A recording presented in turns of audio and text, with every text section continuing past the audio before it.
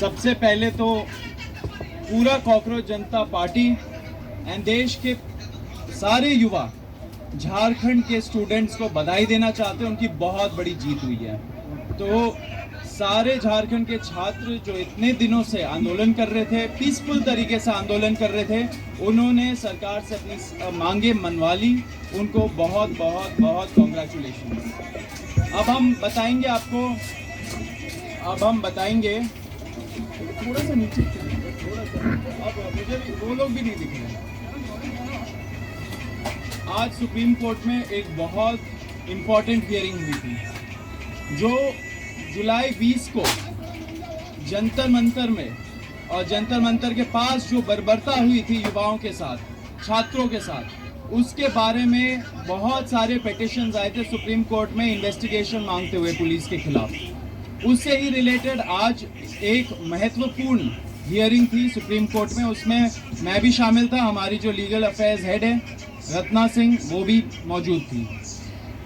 आज जो पिटिशनर्स थे उन्होंने सुप्रीम कोर्ट के सामने एक बहुत इम्पोर्टेंट स्टेटमेंट दिया। उन्होंने बोला कि सुप्रीम कोर्ट ने लास्ट हियरिंग में एक ऑप्शन दिया था कि अगर एफआईआर्स सारे प्रोटेस्टर्स के खिलाफ क्वॉश करने हो, एंड अगर सरकार ने ऐसा गारंटी दिया है, तो सारी सरकारें जो बीजेपी एनडीए की सरकारें हैं वो फ्री है वो करने के लिए, विड्रॉ करने के लिए एफआईआर्स। कोर्ट ने एक और ऑप्शन दिया। कोर्ट ने बोला कि हम सुप्रीम कोर्ट के तरफ से आर्टिकल 142 जो होता है कंप्लीट जस्टिस करने के पावर्स, उसको यूज करके सारे एफआईआर्स को हम सुप्रीम कोर्ट के तरफ से सब एक साथ ही क्वॉश कर सकते हैं अगर आप चाहे तो आज जो पिटिशनर के साइड से लॉयर थी वृंदा ग्रोवर जी, उन्होंने एक स्टेटमेंट दिया, बोला कि सुप्रीम कोर्ट को आर्टिकल 142 पावर यूज करके सारे जो एफआईआर्स है प्रोटेस्टर्स के खिलाफ वो क्वॉश कर देना चाहिए एक बार में।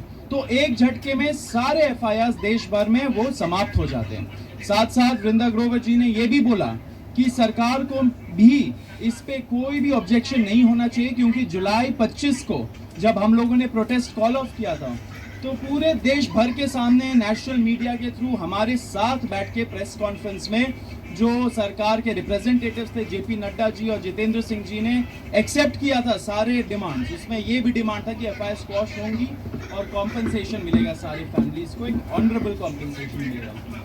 तो जब ये उन्होंने स्टेटमेंट दिया सुप्रीम कोर्ट में वृंदा ग्रोवर जी ने, तो गवर्नमेंट ऑफ इंडिया की तरफ से कुछ रिस्पॉन्स ही नहीं आ रहा था।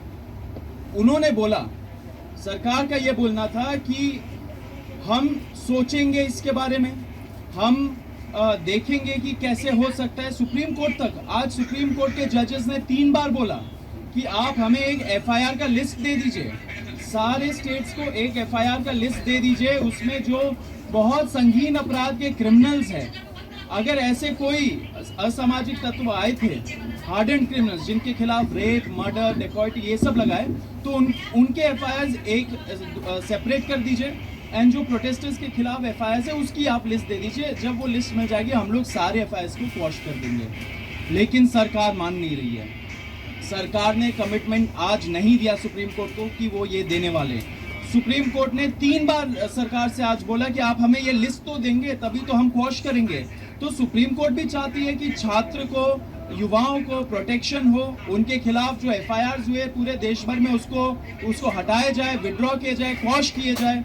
पिटिशनर्स के साइड भी जो है वो भी चाहते हैं ये हो, लेकिन सरकार का मंशा ये नहीं है। सरकार डिले कर रही है, सरकार डिले गेम्स खेल रही है हमारे साथ। ये छात्र बिल्कुल बर्दाश्त नहीं करेगा। जुलाई 25 को सरकार ने पूरे देश भर के सामने कमिटमेंट दिया। अगर कमिटमेंट दिया है तो उसको ऑनर करना पड़ेगा।